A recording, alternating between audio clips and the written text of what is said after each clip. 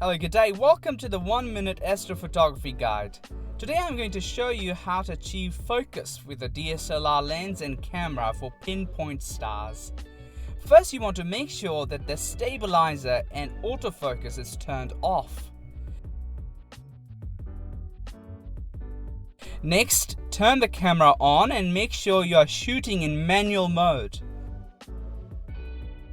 Make sure your lens f-point is stopped down enough, but not too wide open.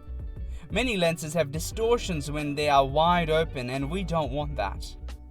Turn on your live view and point it in the direction of the brightest star you can see. Now start moving your focus ring until you see something in your live view. Once you see a white blob, you have located a star. Zoom in as much as you can on it.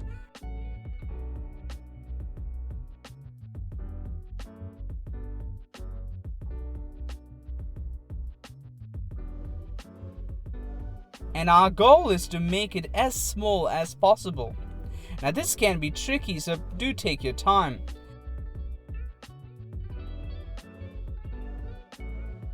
Once that's done, maybe use tape or rubber band to keep the focus tightly in its place.